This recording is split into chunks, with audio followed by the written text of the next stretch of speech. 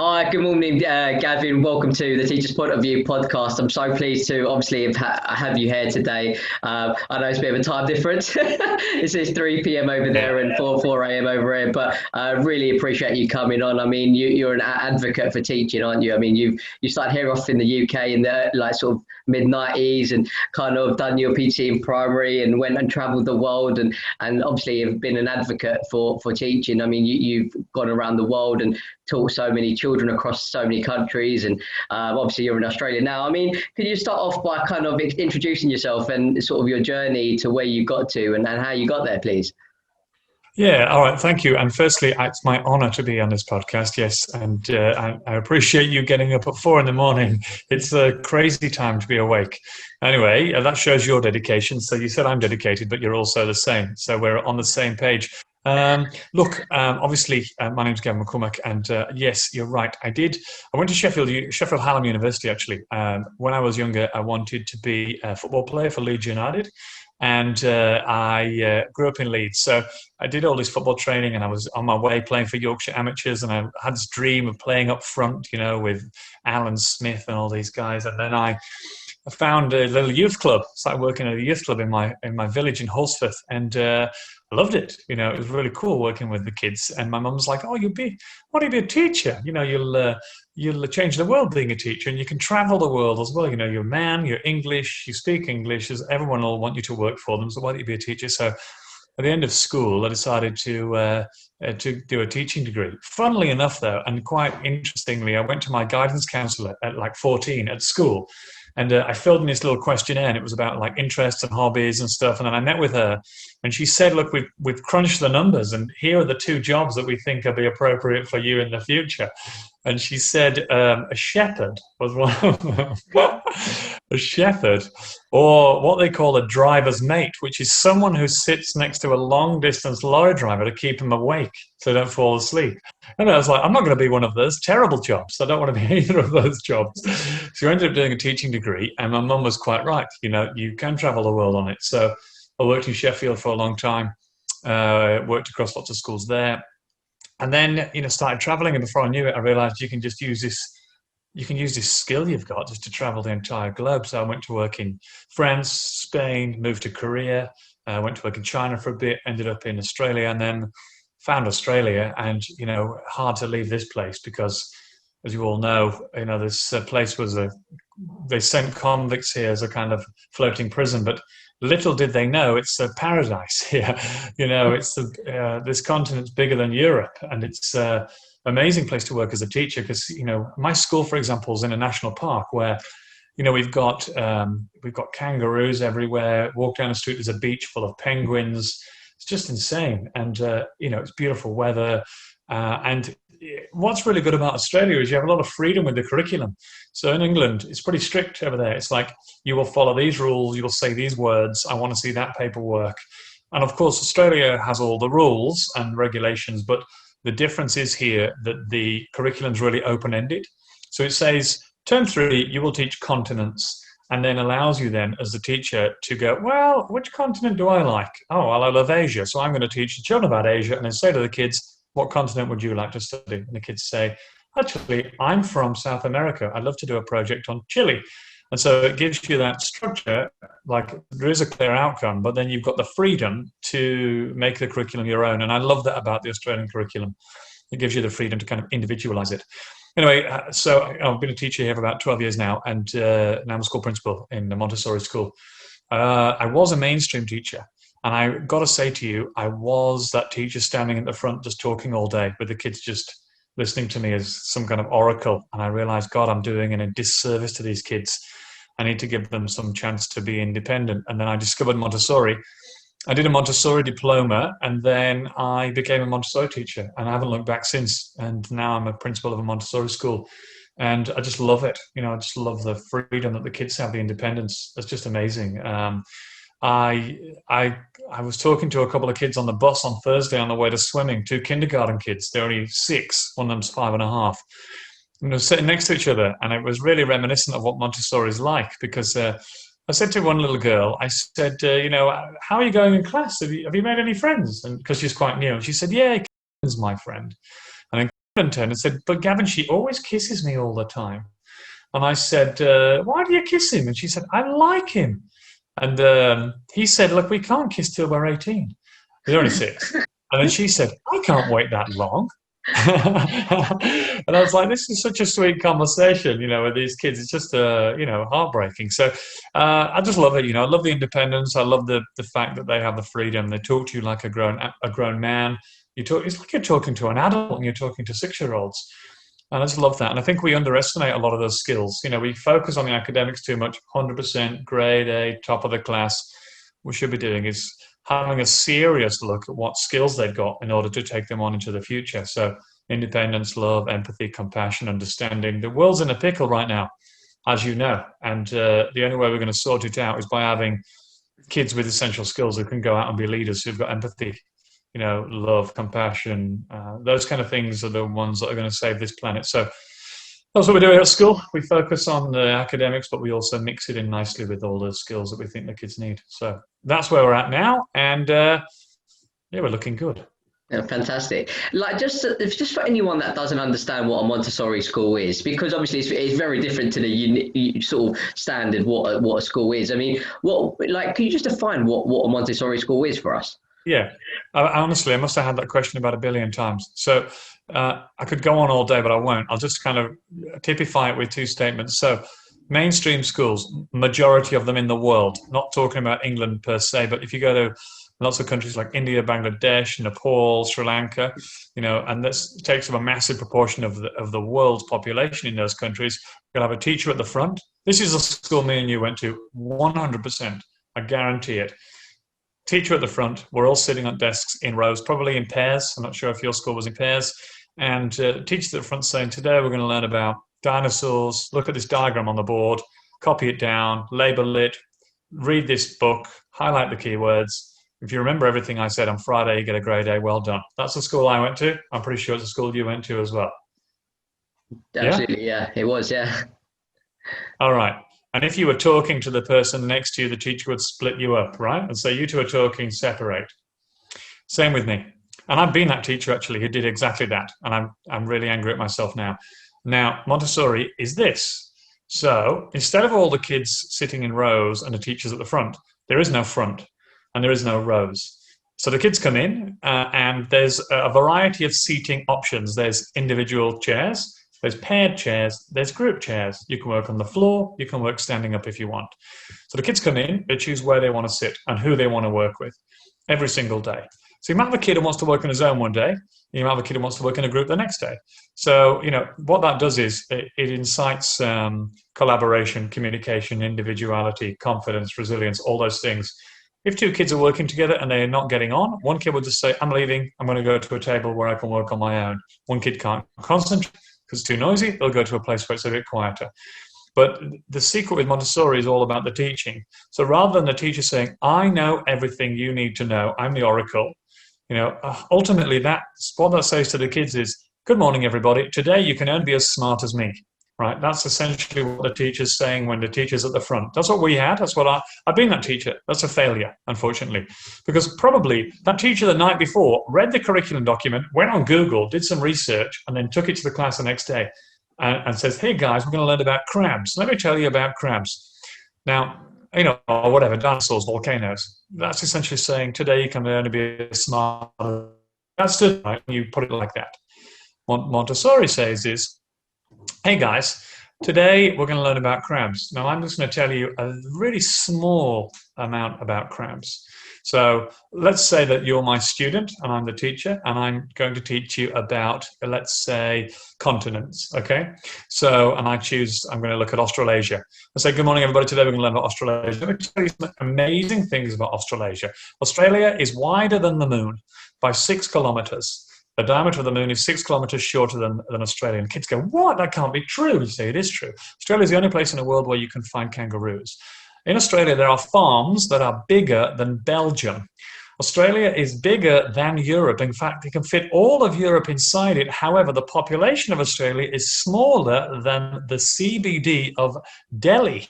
And the kids by this time are like, what? Is this really, you say there's an underground ocean below Australia, which is larger than the Indian Ocean. Anyway, all these facts, the kids' eyes are bulging out of their head, and all you're doing is inspiring them. And then you just say, now, what continent would you like to learn about? And what would you like to know? And the kids go, oh my God, like my granddad's from China. I'd like to do Asia if I can. I'd like to know, how was the Great Wall of China built? I'd like to know, what was the Qing dynasty? I'd like to know the population of Beijing. I'd like to know, who is Xi Jinping or whatever. So they write their own curriculum and you let them write it. And then you say, off you go. I'll give you a week to answer all the questions you've just come up with. And I'll see you in a week when you're going to teach me and the rest of the group about everything you've found out. You can work with who you want, you can sit where you like, and you can represent your research in a way that suits you. So your architect will go away and he'll always build a model. Your dancer will come back with a dance, your scriptwriter will come back with a play, and your artist will come back with a painting. So you're still teaching the curriculum, but you're saying to the kids, I let you find your niche. Like, we often say to kids, I want you to write an information report today. And the kids are like, oh, I don't want to write an information report. You go, well, you've got it, because it says it in the curriculum document. Every child will do an information report. When you do that, you educate the passion out of your kids, unfortunately. And that's exactly what we're trying not to do. So we already know what a lot of our kids are going to be, because you're going to see it in them already. And that's essentially the difference. Sorry, it's quite a long answer to your question, but that's your difference. And that's my whole existence now, is to change or attempt to change the face of what education looks like. Not because I want it to be Montessori, because I want it to be more independent and allow children to find their niche. That's what in fact, I did a TED talk on this on Friday, and I'm hoping that it will change things for lots of people. Yeah, absolutely. I think it's phenomenal what you're doing, actually. I mean, we're so set in this way here in the UK that the government kind of sets the curriculum, and like every school follows it to an extent. And, I've spoken to senior leaders across the country where they feel like, it's a bit of a broken system at the moment, the problem is you get children to do maths, English, French, or whatever in a certain way, and you're right, it very much so. Like, you don't really push kids to be the best at what they're going to do in the future or where their passion lies, and I think that's quite clear in the way that children are going. Especially with everything that's happened with COVID this year, there's a lot of talk about kind of just focusing on maths, English, as in the core subjects, basically. But you kind of, if you remove performing arts, you remove music, you remove drama. You're taking away those things that those kids could potentially be good at, and it's quite remarkable. Yeah, exactly right. Why haven't people moved over to your style of education yet? What do you think the biggest drawback is for people to kind of move over to your style of teaching? I think that two things really. My style of teaching is one thing, but also the style of education is another. It's hard for parents and for children sometimes, because you don't have that tangible grade or point or score. You're not comparing yourself to anybody else. The difference is with Montessori is you're comparing the child to what they were yesterday. And the reality being is that that's all you actually can compare yourself against, you yesterday.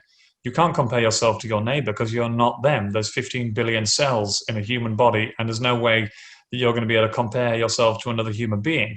And when we do that, we cause serious problems in our children. Competition with them is, especially if you go to the subcontinent, go to India where, parents say, I'll only accept 99.9%. I won't accept 99.8 from my child. Imagine the pressure on an 8-year-old. I've seen it with my own eyes. I've seen kids sitting tests and you look over their shoulder and they're crying onto the paper.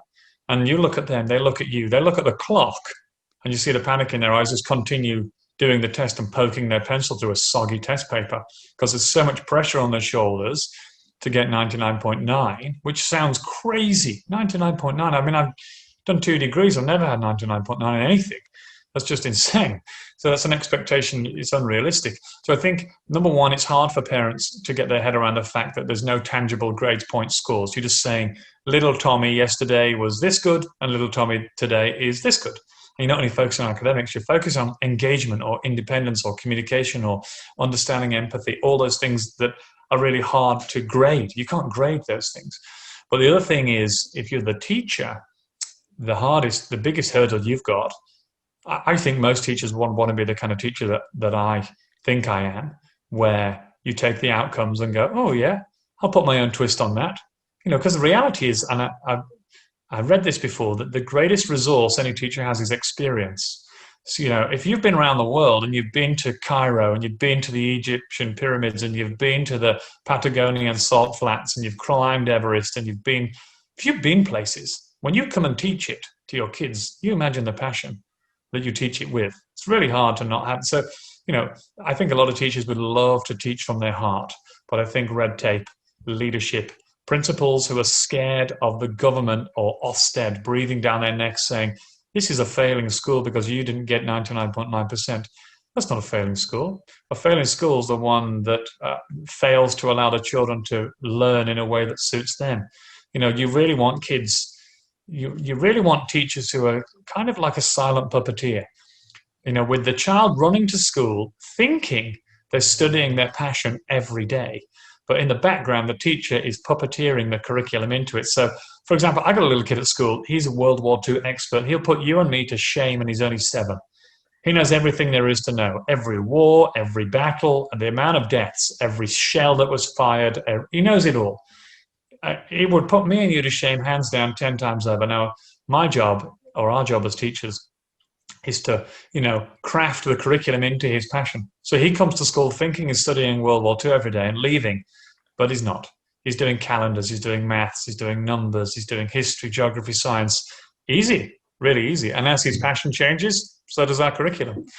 And, I had teachers say, oh, come on, be realistic, Gavin. You can't find every child's niche. That's unrealistic if you've got 30 kids in a class. Well, I differ, because if independence is your number one priority, then the kids don't need you half the time. They're working, You're interrupting them if you're teaching them. I had a conversation with three kindergarten girls on Tuesday, and I was like, hey, girls, it's time for your science lesson. They said to me, we're really busy today. Can we do it tomorrow? I was like, winner. That's exactly what I want. Of course, we can do it tomorrow. And they were busy. They were doing a project on volcanoes.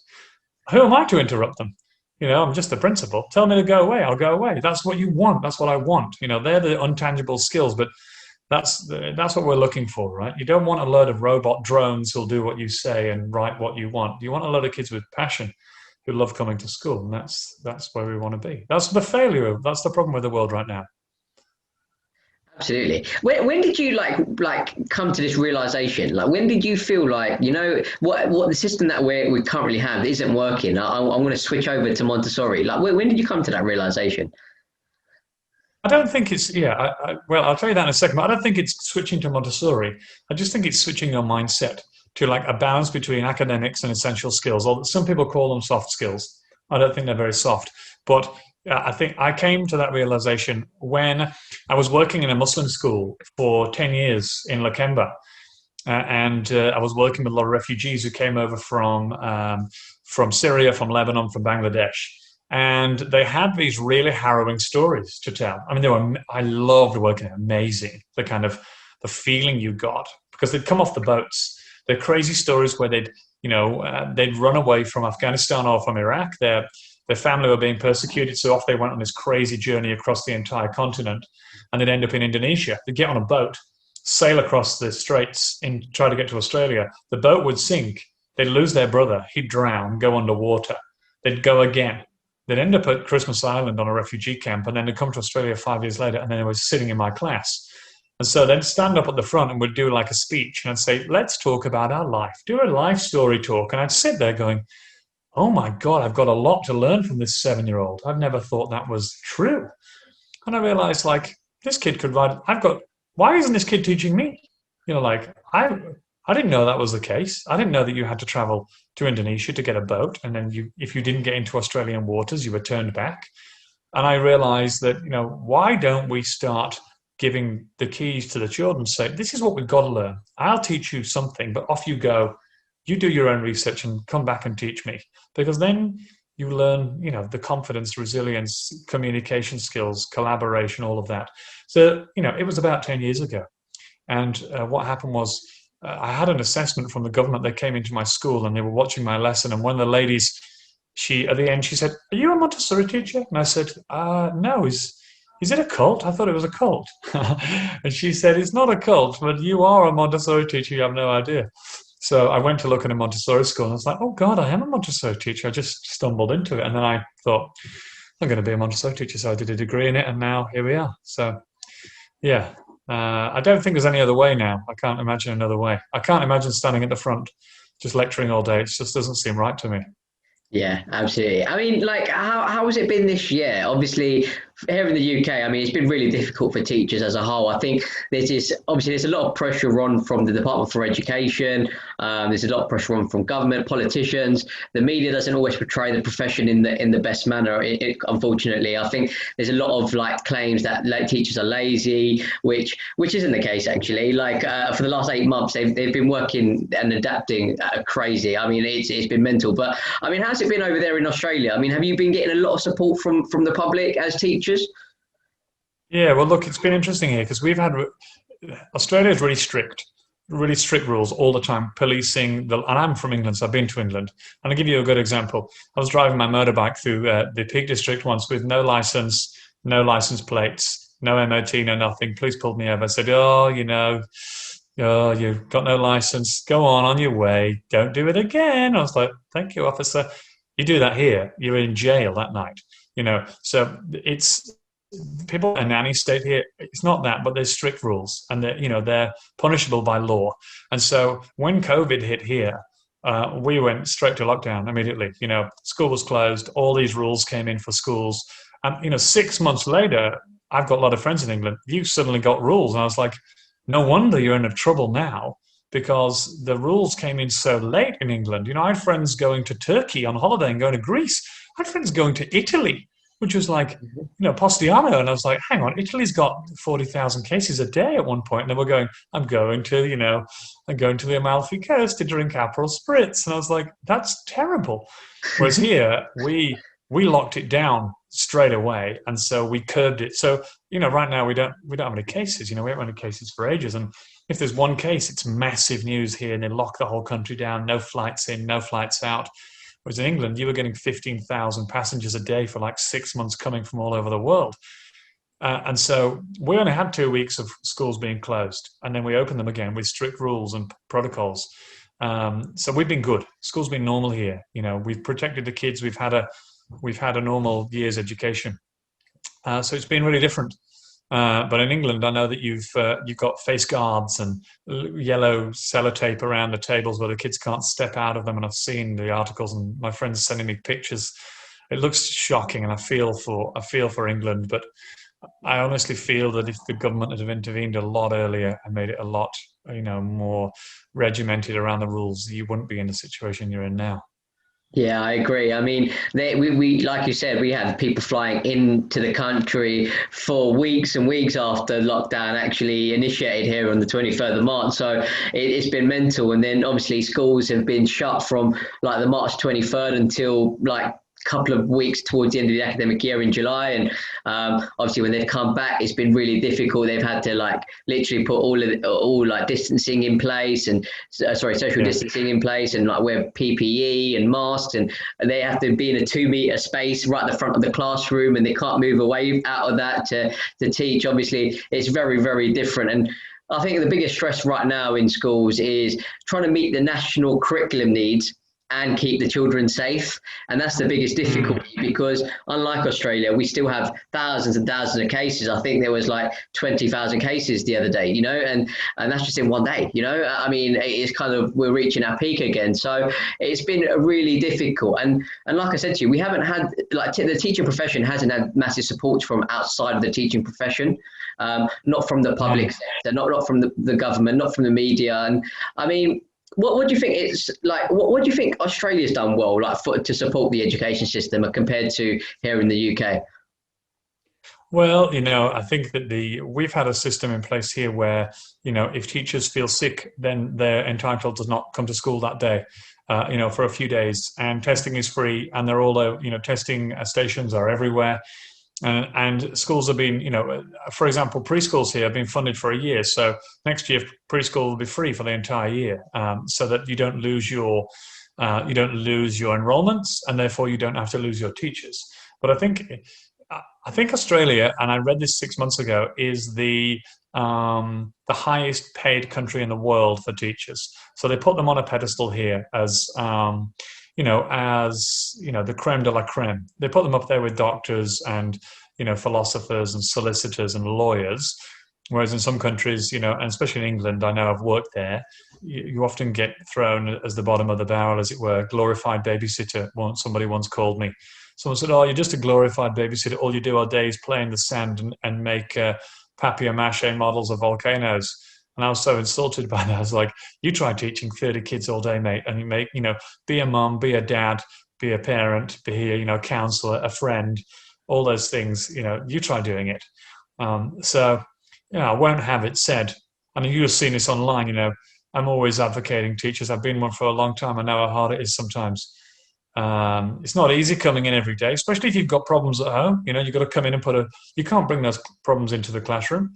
My mum and dad are back in England. I'm petrified every day that I'm going to get a call saying they've got COVID, but you can't bring that to work with you. You've got to come in as this kind of, everything's fine, kids, we're going to get on with it, no problem whatsoever. Kids come in with their own issues, and you've got to make sure that you're kind of the stable one for them. Some kids aren't having it good at home either. It's not, you don't know what's coming in the door every day. So you've got to be kind of stable every single day for them. But I think Australia does that well. They put the teachers on a pedestal, they put them high, and I think they pay them very, very well in this country. Why don't we do that here in the UK? I mean, obviously you've been in the UK. I mean, you've come from the UK and you've travelled the world. I mean, what is it about England that we kind of just have this tendency to self-destruct almost? Like we hate doctors, we hate solicitors, we hate agencies, we hate estate agents, we hate everyone, don't we? As a country, I mean, like why is it that we have this tendency just to dislike every profession in the country? You know what? That's really funny you should say that, because I was talking to a mate of mine yesterday exactly about this, and I've got an analogy that might answer that question for you. I came up with it last night.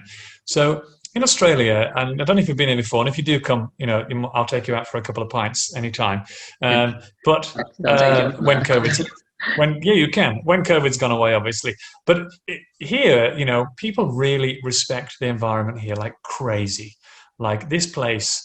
Every beach is pristine. Every ocean is crystal clear. There's not a piece of litter on the ground. You throw a piece of litter on the floor and people will get you on the headlock and beat the crap out of you here. You flick a cigarette out your window, you're in serious trouble. Not with the police, but with the people. They love this place. And, I do, and I can imagine, why. But they have this thing in parks here where they have barbecues, public barbecues, right? Now, it's a public barbecue. You don't have to pay. You just go over and you press a button. It heats up. You put your sausages on or your steak. You cook it. And then when you leave, and everyone does this here, they clean it. They wipe it down, clean it as if it's brand new. Now, I've lived here 10 years, and there's some barbecues near my house. Now, people go there every night and have dinner overlooking the water, and it's pristine. They clean it every night, everyone. Now, in my home village, Horsteth, back in Leeds, and I don't want to put my village down, and my brother was like, "Ooh, we've got some of those barbecues that you've got in Australia over here now." So they put his barbecues in the local park. The first day they were installed, someone came along, smashed them up, stole the gas out the bottom of them, graffitied them, and then urinated on them. And I thought, what is wrong with English culture where the governments say, "Hey guys, we're going to make your life better," but we just want to destroy it. Whereas here, it's the exact opposite of that. People just want to take care of things. And I think that's the same with what you just said. We hate any establishment, we hate any rules, we hate any help. We just, in England, it just seems to be, down with everyone. I don't get it.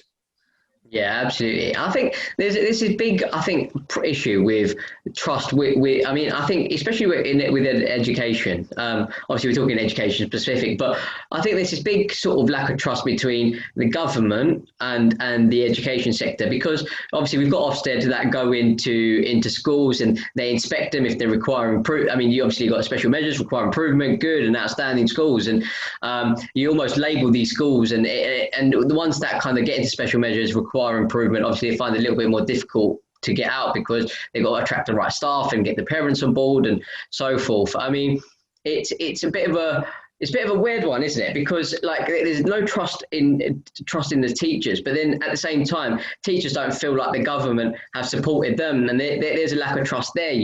I mean, it's a bit of a Yeah. broken system at the moment. I think Don't you think? sorry. Go on. Sorry. Go on. No, no. Go on. No, I was going to say, what can we learn from like the way that the government operates? Like, what could we do better here to implement better strategies? Yeah, look, there's it's interesting with Ofsted, right? Because I've been through Ofsted myself in England, and it was petrifying. I was a brand new teacher. I don't know if obviously you know the process. You're teaching in school, and you have to leave your plan by the door on a piece of paper. And at any moment, that door opens up, and it's an inspector who sits at the back, picks up your plan, watches you teach, and then tells you out of 5 if your lesson was 1 to 5. Now, first of all, that's broken straight. No wonder our kids are getting petrified with testing, because I remember standing at the front teaching a lesson on, thermometers and temperature, and this, what looked like an evil dictator sat at the back of my room, ticking boxes and shaking his head. And I was like, oh God, am I doing well? Am I doing badly? No, it's terrible. I hate every minute of this. And it was petrifying. They were in for a week. And, at the end of that week, I got these 5 reviews back, and it was like 2 5s, which was good, a 3, a 2, and a 1. I was like, a 1? This guy gave me a 1, and I was like, I felt terrible, like I'm a failure. What he should have done is said, here's how you can grow, here's how to help you, here's how to support you, here's how to mechanisms to make you a better teacher. But no, it was just you're a 1. That was a shocking lesson, blah, blah, blah. What they do in Australia is slightly different. Australia's not the best. I think Sweden's the best. But what they do in Australia is quite interesting. They don't scrutinise the teachers. They just come in and meet with the principal, look through your documentation, and then they trust that the teachers, after going through university for 4 or 5 years, when they could have been a doctor or an architect or whatever they wanted to be, a counsellor or a lawyer, they trust, if you've done 5 years at uni, you can probably teach. So let's let the teachers get on with teaching. Let's look at what makes the outcomes and indicators from a syllabus. We'll scrutinise the leadership team. Don't worry about scrutinising teachers. They're already enough pump as it is. I think that's a good way to do it, and which is what they do here. I just had my inspection recently, actually, and they come in for one day. They look through all of our policies, procedures, child protection, enrolments, all of our curriculum, and then they tell you, okay, here are some things you need to fix, and here's some things that are going well. I mean, luckily, they said to us, there's nothing to fix. It's all good, which was brilliant. But it's a very much supportive mechanism here. What they do in Sweden, I think, is 1,000 times better. They never tell you they're coming, and one day they just turn up at the door, and they say, "Hello, I'm from the inspector, organisation." They say, "Can I see Tommy Jenkins, Barbara Streisand, and Stevie Smith from these classes in the hall for 5 minutes?" They come in, they have a chat, look at their books, go away, and that's their measure. And, that's a really good way to do it, because there's no faking it. There's no prepping the school. There's no saying to your teachers, Ofsted are coming. Make sure your planning's correct. Get in the classroom. Deliver really good lessons. Because what you'll do is you'll deliver really good lessons that week. And then the next week, you'll just ease it up and you go, oh, God, we've got fun. It's better when they just turn up and they don't look at the teachers. They look at the kids. That's your measure. You're doing a good job. Look at the kids. They're the ones you actually want to look at. If the kids are doing well, then you can say everything else is probably doing well in the background. I'd like to see something like that, but I think, the system in England is a real lack of trust. They're like, we do not trust that you can teach. Even when you qualify as a teacher, you still got to do another year as like a provisional teacher, jump through a few more hoops to prove it again. And then they might let you be a teacher. And then when they do let you be a teacher, oh, well, Ofsted are coming next week and we're going to inspect you again. We still don't trust you. But we never trust you ever until you finish. No wonder they hate it if you're a teacher.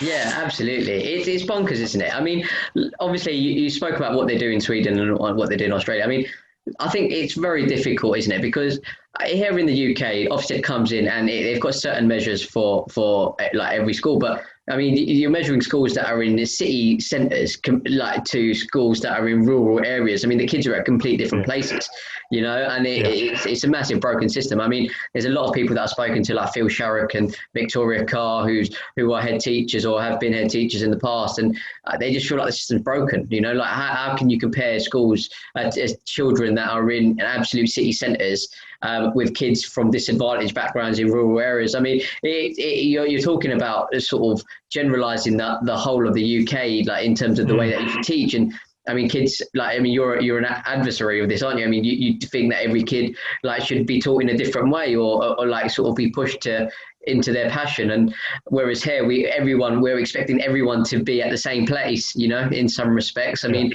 I don't know if you know how the grading system works here, but it's like the top 5% get nines, which are like A stars now. yeah. I saw that. Yeah, So it's not like your typical, you get 70% and then that means A, 60% means B. It's not like that anymore, you know? And yeah, I mean, it's very difficult. And especially with this year, there's been so many people, like teachers have had to self-isolate. So certain kids haven't had the right level of teaching. And, you know, like you're talking about, these kids are now going to have to go up against kids that have had full years worth of teaching.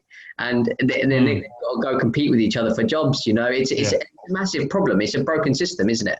I mean, what do I we need? think. Can I say something on that? I think that that whole going back to, comparing schools from different surroundings and whatnot. I mean, the answer to that is that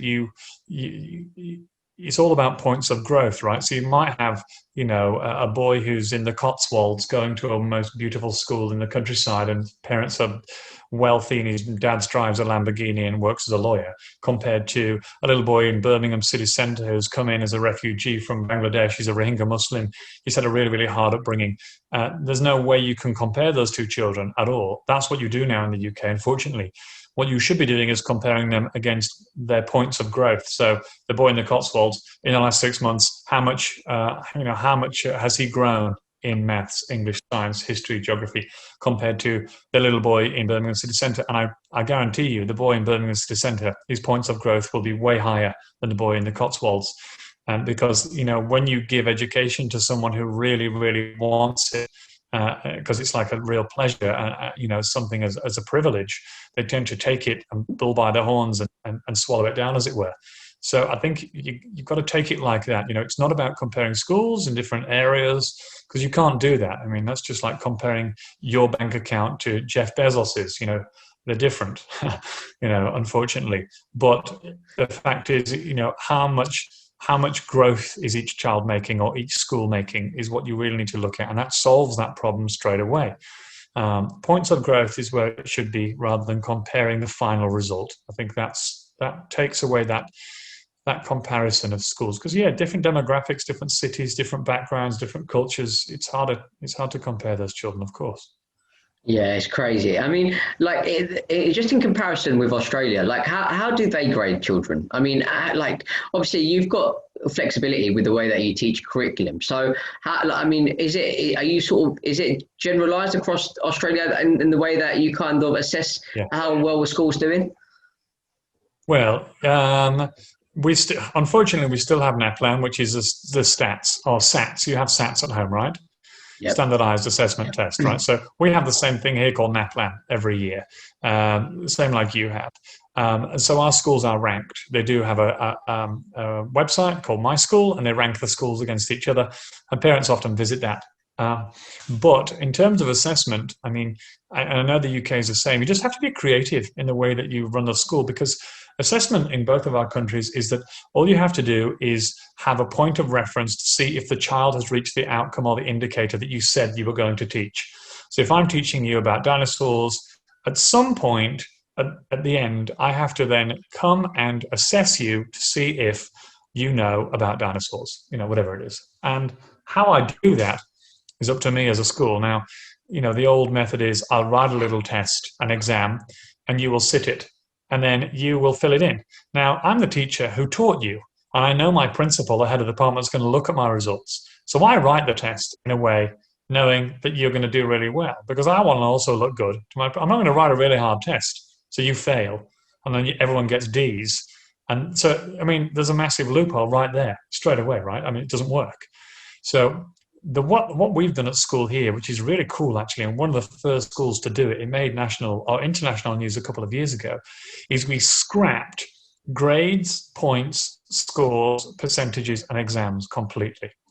And I didn't break the rules. I made sure I went through the Department of Education and I told them at the end of each term, instead of having an exam or a points, scores, percentages, ranking our kids, we're going to have an interview. Each child has half an hour. And at the end of the term, we sit down with the child and say, hello, little Tommy. This term, I said I was going to teach you about all these things. And I've got a document in front of me. And I said I was going to teach you about nouns. So let's talk about nouns. And he goes, yeah, I know nouns. Nouns are names of objects. Tree, house, shop, car. Oh, great. No exam required. No test. He's got it. I can tell in 1 second, no pressure on him. In fact, while I'm talking to him, I can also assess his eye contact, intonation, body language, confidence, all those skills that ultimately get you the jobs that you need later on in life. I can assess those things. So when I'm feeding back to parents, I can say, look, yeah, he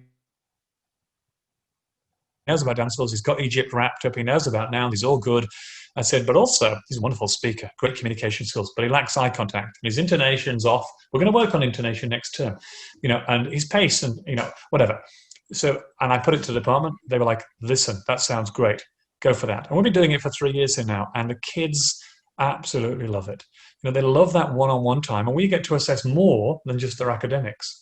And it's wonderful. I just love that process. And I think lots of schools can take that on. In fact, a lot of schools in Australia have now started to do it. They said, oh, well, if he can do it, then we're going to do it. And you're not breaking the rules, you're still assessing them, but you're doing it in a kind of a holistic way, a whole child-orientated way. And from it, you get to learn a lot more about your children than just going, sit a test in silence that I wrote because I need to give the report to my principal who I want to look like a good teacher. You better get a good score. That's flawed. It doesn't work. That's just, there's no point in doing any of that, I don't see. Yeah, absolutely. I think ultimately your job as educators is to set kids up for life, isn't it? And I think sometimes with the planning and not the planning, sorry, the assessment kind of style of learning. I mean, you're kind of tested at the end of every year or based off the knowledge that you've learned over the last 12 months. I mean, it is broken because, you might be able to learn, gather information very quickly. It doesn't necessarily mean you're going to be suitable for a job, I mean, you might go, most of the time I studied the night before an exam, went to the exam, done it, and then forgot everything 30 seconds later, and, exactly. and it's not effective. And it's about learning those real life skills, like you said, making eye contact in interviews and maybe saving up for a mortgage or, these things that you just don't get taught in school, there's obviously, your job as educators is to prepare these kids, and I think you're doing. Obviously, I think you're going the right way about it. I mean, why haven't we moved to systems like this before? Why are we still dated in the way that we approach teaching? I think it's because I think that the problem is that when we have control of our kids, life's easier. When they're all sitting quietly, looking at the front, not talking, then you've got control as a teacher. That's easy. You're managing behavior. And we've got into a routine where managing behavior is part of teaching now. Not really. In actual fact, go to some of the best offices in the world. Go to Google, Wikipedia, Amazon, all these offices. Walk in the door. You'll find these people working in groups, working on their own, sitting on the floor, standing up in conference calls, having an argument, having a debate. And what are they? The most successful companies in the entire world. So you walk into a classroom and it's all in silence and a teacher's at the front. That's a failing class straight away. You need to have kids working on the floor, standing up, having a debate, having an argument. There's two kids, I mean, let's take this school, for example. You go to our preschool and two kids fall out with each other. One kid stood on another kid's plasticine, for example, right? And they're having a fallout. It's not fair. You stood on my plasticine, you took my shoe, or whatever it is. We let it roll. Let that roll out. Because what will happen is they'll learn about compromise and empathy and understanding. Oh, okay, it's not your fault. Okay, I forgive you. I'm sorry about that. You don't want to intervene too quickly. You want to let it play out. I mean, you can't let it play out until they're having a fight, obviously. But you want to let them resolve it themselves. And I think that the problem is that we're too embroiled in this kind of controlling our kids is what teaching is. And the principal's coming down the corridor, fingers on lips, everyone sit up straight. It's the principal. And I walk down the corridor here, and if it's silent, I feel worried. I'm like, why is it so quiet in there? Why aren't they talking? I mean, Can you imagine that? An office.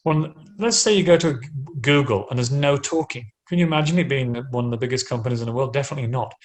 Through communication comes a lot of learning. Children can learn from each other continuously. And we, unfortunately, in not just England, in lots of the world, that's the premise, isn't it? It's like silence. I'm talking, I'm the teacher, you're going to be quiet now. Speak when spoken to, listen when I'm talking, all that kind of stuff. Fingers on lips. Oh, God, it makes me feel sick thinking about all of that. And I think that's the problem. We need to take our kind of foot off of our students and say, yes, can I do this? Can I get my own card? Of course you can, of course you can. And I think, look, go back to the pandemic, go back to this year. We said to our kids, hey, school's closed, recess is cancelled, your teacher's not here, none of your peers are here, take this laptop home to your bedroom and you're going to have to learn. And we thought, oh, they're probably going to fail, these kids. This is going to be shocking. But actually they went home and they did really well. In fact, they showed they were adaptable and resilient. We threw a timetable out the window, but they still managed to engage with learning. And they proved to us that executive functioning is not just for executives. It's in all the classrooms in the world. We just need to say to the kids, go on, you can do it. We need to say yes to them a little bit more rather than no. That old thing where all the paper's locked up in the cupboard and the teacher can get to it. And you can have some paper if you ask the teacher. What a load of garbage. Let them get their own paper. We've run out of paper. Well, we've got no more paper then. I'm sorry. What are we going to do next year? Oh, we're not going to use it all because we run out. Those kind of things, you've got to let them learn from life. You can't wrap them in cotton wool. And I think that's the problem, isn't it? We don't trust our kids and our government don't trust our teachers. And it just filters all the way through to the bottom and we end up getting nowhere. You need someone at the top saying, oh, yeah, you've done a degree. I trust you can teach. And the principal, you can trust your teachers. And the teachers, oh, you can trust your kids. And then Bob's your uncle. You've got independence. And independence is the first key to learning. So, it's hard because you've got to change an entire culture. But, someone's got to stand on top of a mountain and shout it. And hopefully that's me. Yeah, absolutely. I think I was speaking to, I don't know if you know who this is, Dame Alison Peacock, who's basically a CEO of Chartered College of Teaching. And I was speaking to her. Yeah. And she's basically just obviously like created this body almost and try to stand up for teachers. But it's so difficult because like her explanation is you can't do it as a teacher. You can't do it from one school. You have to do it as a whole, because I did ask her, I said, look, is it worth all teachers standing up and saying, look, we want to implement this or we want to do it in this way? But I think she said it's too difficult for you as an individual teacher to make that difference. You need to kind of have a body that stands up for you. What are your thoughts on that? I don't think it's true. I really don't. Because I was working in a Muslim school over in Sydney, in the west of Sydney here, and it was really regimented. It was really like, follow this, do this. And I was like, hey, this isn't good. And suddenly I had this amazing class of kids who were just flying high and, loving school. And I had parents saying, I want to enroll my kid in. In fact, one really funny one was a mum was at the office one day and she said to the principal, and I was just a teacher then, she said, last year my daughter used to pretend she was sick not to come to school. Now she's in Mr. McCormack's class. When she's sick, she pretends to be well to go to school. And I was like, that was success. And then suddenly, other teachers were like, I want to do it. I want to do what he's doing in that room. I want to let the kids sit where they want to sit. And I want to have group tables and let the kids work on the floor if they want. And I want them to write their own curriculum, as it were. And then it started to filter through and suddenly the whole school was doing it. And it was amazing. So you've got to put your head on the pillow at night and know that you've made a difference that day to your class. But, it's like anything. People start to notice when you're doing something that works, right? That's what success is. You just start doing it. And people go, oh, how'd you do that? So I did this. Oh, I might copy you. It's like anything, that's what happens, right? With anything. Absolutely. Do you have any success stories of some of the kids that you've taught and that have gone on, like in the way that you teach, that have gone on to like sort of had success sort of post you teaching them? I have a really cool story actually from about a year ago. I went to when I was working in a Muslim school, I learned how to speak Arabic. And I learned how to recite the Quran, which was really cool. And I was at this Eid al-Fitr. I don't know if you know Eid al-Fitr, but Eid al-Fitr is the big Eid festival in Islam. And I was in in a place called Parramatta, which is a kind of out west in Sydney one night. I went to the Eid al-Fitr festival, and I'm a Muslim myself. I just went along because I know lots of the community there. And as I walked past the stage, the Mufti, he said, Assalamu alaikum wa rahmatullahi wa barakatuh, Mr. McCormack. And there's about 20,000 people there. And I was suddenly, Mr. McCormack, get on stage. So I got on stage, and he said, oh, this is Mr. McCormack. He taught a lot of our kids in this community, and then a lot of the community. I worked there for 10 years, so I knew a lot of and I was the only non-Muslim working there. So, and I'm a big 2-meter man with curly hair and a mustache, so they all knew who I was. And he said, would you mind opening the prayer for tonight? I know you can speak Arabic. So I got to do this prayer recital. And it's like, A'udhu billahi minash shaitanir rajeem, bismillahir rahmanir rahim, alhamdulillah. Anyway, it goes on. And then it was really amazing. But then in the crowd was one of my ex-students, and she was like 20. I didn't know. And afterwards, I went down into the crowd. I was walking to my car, and this lady came over. She was wearing a hijab, and she's like, Assalamu alaikum, Mr. McCormack. And I said, Assalamu alaikum. Who are you? And she said, you don't remember me? And I said, I have no idea. She said, my name's Fatima. I was in your class in year 6. And I said, Fatima. And then I remembered who she was. And she said, when I came to your class, I was just about to be expelled from school because I was really, really naughty. And I said, yeah, I remember now. The principal was about to expel you. And then when she came to my class, I decided that instead of labeling her as the naughty kid, I made her the school captain. And I said, listen, I'm going to put all my eggs in one basket here, Fatima. I said, you're labeled as a naughty kid, but I believe in you. You can do this. I'm going to help you. You're going to be a leader here. You're going to turn this school around. You're going to turn yourself around. Anyway, she graduated as the school captain, and she went to high school. And she said, and I've got tingles down my spine, but at the event, she said, I'm a lawyer now. I've just graduated from law school. Now, thanks to you making me school captain that day. And I think the message there is that, well, there's two. You never lose faith in your children. Every behavior they have is a learned behavior. They're not born naughty. They come out as just, as a child. They learn their behaviors from their environment. So that's the number one. But number two is, it's never the child's fault. Never. They come to school and they're being naughty. That's them crying for help. That's them saying, help me, I need some help here. What's the old saying? A child who's loved at home comes to school to learn. A child who's not loved at home comes to school to be loved. And that was, she was having some troubles, and she came to school and she needed help. And so having some faith in her and putting the confidence in her changed her. And it was amazing. That was me getting graded by the system, giving me an assessment. That was my exam. I'd done a good job. And she was a lawyer, and I had a big smile on my face for a week afterwards. So, there's millions of those. But, that's what the job's all about, right? It's not just about getting the kids grade A's; it's about believing in them.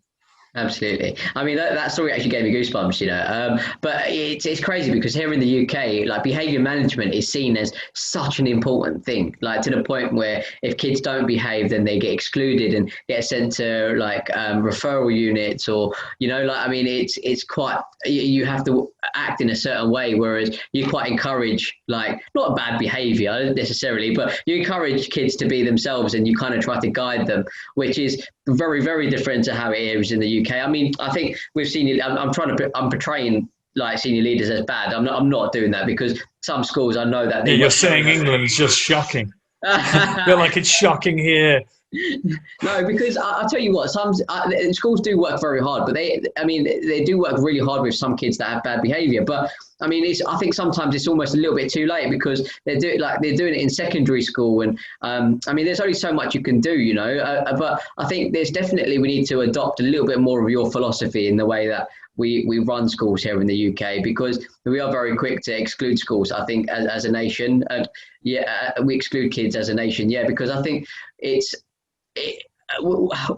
behavior management is a big thing in the UK. But I was speaking to Dr. Mine, who's got like a master's in neuroscience, and she's absolutely against bad behavior, because she feels it kind of holds children back, and it actually does more damage than good. Would you agree with that? Well, look, this is school is just a big experiment for kids, isn't it? It's like putting your hand in a flame. You only put it in once, you realize it burns you. You'll see kids sitting next to their best friend, and they're 6, and they turn around and go, "I hate you. I don't want to play with you ever again." And then their best friend starts crying, and they go, I'm so sorry. I'll never say that again. Please, they just want to test the water, and we've got to let them test it. If you don't, then they're never going to learn how to swim. So if we don't allow them to, what's the saying? It's schools should be a place where children have the chance, the confidence to try and the resilience to fail and try again. That's the thing, right? That's what it's all about. Give it a go. Doesn't work? Don't worry about it. We'll try again. If we mollycoddle them all and wrap them up in lines, sitting in silence, looking at the front, you never get any chance for experimentation. And, nothing new or creative ever came from someone not trying something new. Look at Elon Musk. He blew up 50 rockets before he got one to go up and land on SpaceX, but now everyone's talking about it like, wow, he did it. And, that's the whole point. You just keep going. You don't stop. And you've got to put that to your kids. You've got to say to them, this, you can, within limits, you can test the waters here. But, if you're naughty all the time and you're talking to your friends and they want to learn, you'll end up with no friends. If you're going to lie all the time, well, people aren't going to trust you. And that's life, right? If you ask me to come on this podcast, if I keep fobbing you off 10, 15 times, you end up saying, this guy's terrible. I'm never going to contact him again. But, I made you a promise and here we are, because, you've got to practice what you preach. And I think that there's a really cool Montessori saying. Maria Montessori had all these amazing quotes. I'm sorry to throw quotes at you, but I love them. She said, model the behavior you wish to view in your child. And for parents, for teachers, for leaders, for you, for me, our kids are extremely observant, and they will watch and they will mimic us as adults, and they will mimic their older siblings, their older peers in school, in the classroom. You want to have leadership oozing right out of you as an adult. If you want your kids to whisper, whisper. And to any teacher listening out there, this is gold. You've got a noisy class, start whispering to your kids and watch them. A week later, everyone's whispering to everybody, and it's quiet. If you shout at them, shut up, this is too loud, they will only get louder. It's crazy, right? If you whisper at them, they will start whispering. You say, hey, how's it going with the work? And they'll go, it's going good. And it's crazy. Model the behavior you wish to view. You often hear this later on. Children, they've got trauma or they behave in a certain way. They look back and they always point back, it was my childhood. This is what I experienced. This is what I was exposed to. These are the leaders and the role models I had in front of me. So this is the way I am today. So, it goes back to that. I think it's I don't know. Our classrooms, they're interesting entities, but I think that I think going back to your initial question, the trust in our teachers is absolutely key, that they can do it. But also having university lecturers and training facilities where those lecturers are not institutionalized. They've not been there for 50 years. They haven't been in a classroom for 40, and they're teaching you Piaget from 1870. And you're thinking, this isn't going to work tomorrow in class. I need to have my finger on the pulse. I need to know what's going on in the real world right now. And so, it's a hierarchical thing. It filters through the system. Government, professors, university lecturers, heads of department, heads of schools, teachers, children, parents. You get all of those lined up, and then you sorted this thing out, just getting everyone to listen. Yeah, that's probably the most difficult part, though, isn't it? Yeah. I know I'm a little bit conscientious about time, because I know you've got a bit of a time limit. So, it just kind of obviously as a parting gift to anyone that's listening, if you're in education in the UK, what do we need to do? Or not even in the UK, but in the world. What do we need to adopt more as a community in the profession to get the best out of our kids and kind of move away from the old-fashioned way of following a curriculum? Okay, well, following the curriculum is important. Outcomes and indicators are there so children have growth, and we know that they're on track. There's no question about that. I think that the golden nuggets are that within those curriculum documents, this isn't written in stone. Just because it says you're teaching ancient Egypt doesn't mean that you can't play with that. As a teacher, it's malleable. You can decide how you want to deliver it. It's up to you. Kids love to touch. We've got to ignite their senses. They want to touch, smell, feel. If you're teaching, if you're teaching fish, bring a fish in.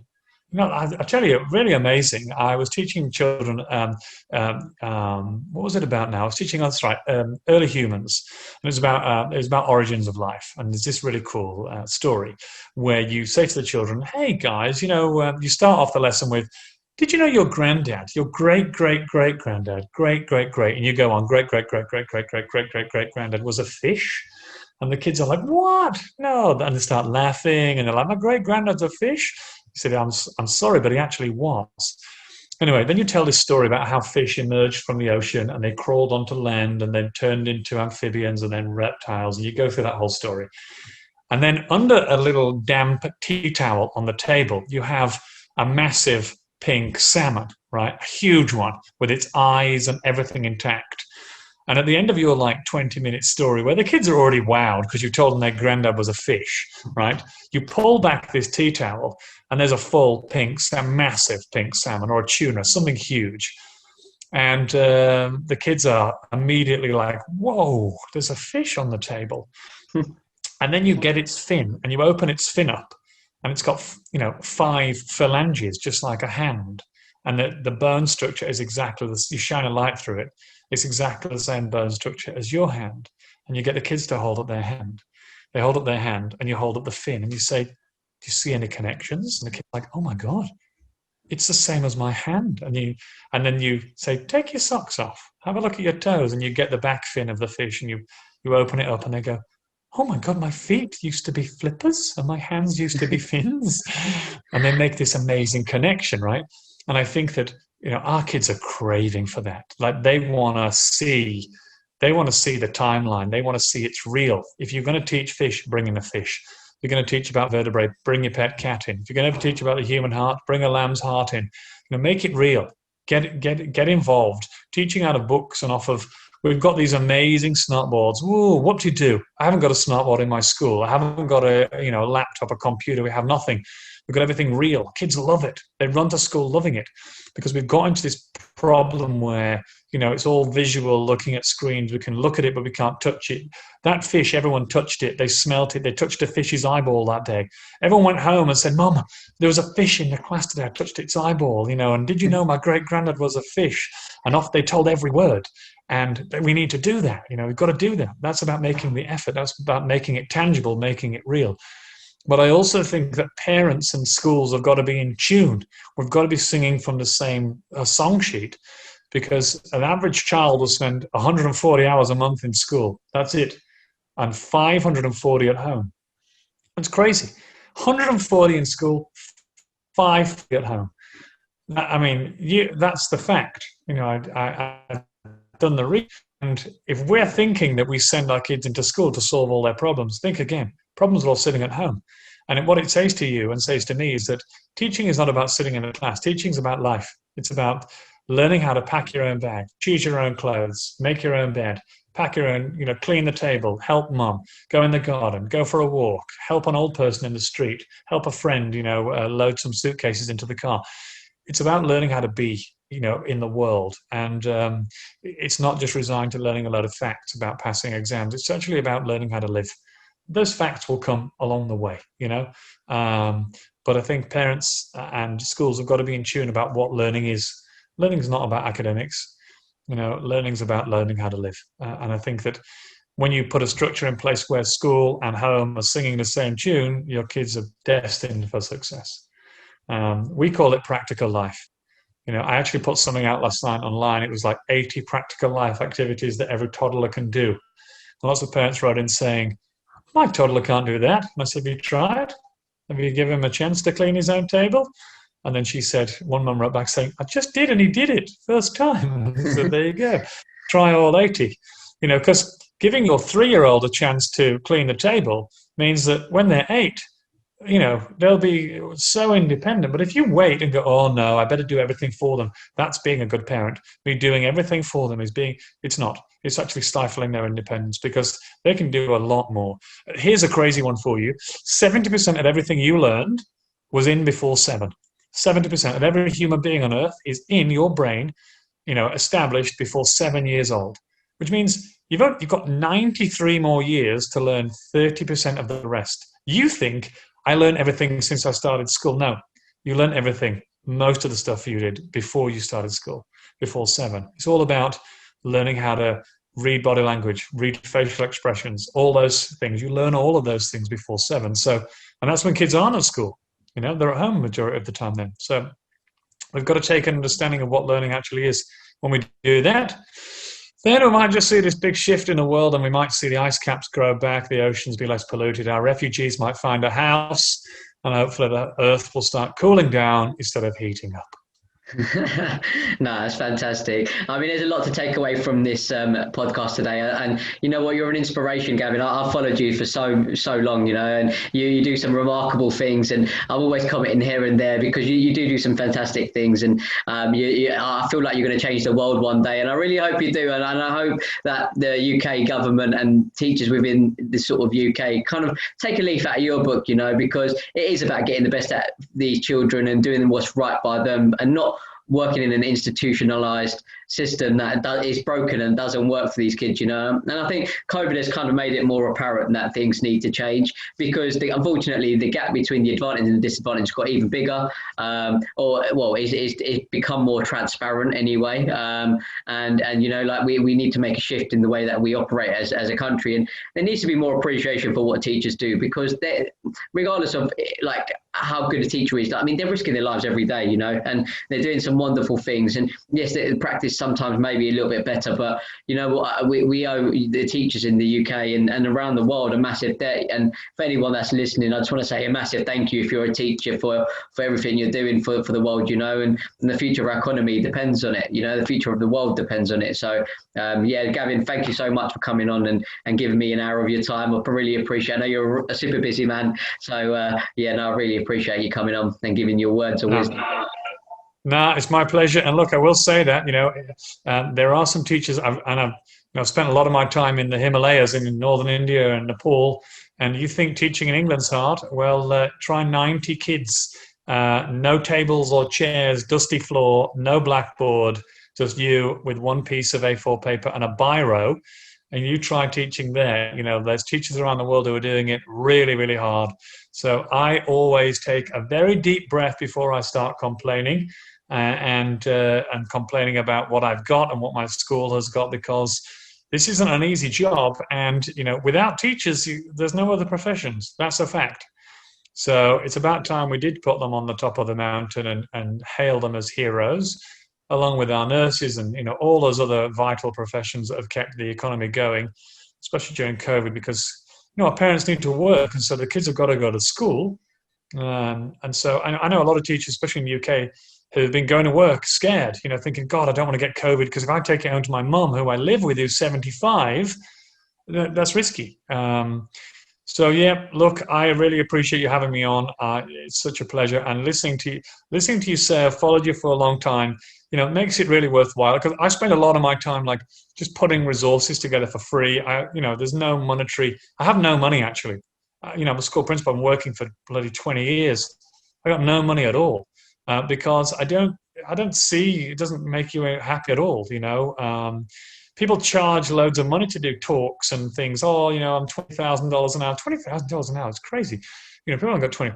I think that, you've got to give, this is a service. You've got to give a service to the world. And so if you can share something, then you share it, because you can put your head on the pillow and go to sleep then.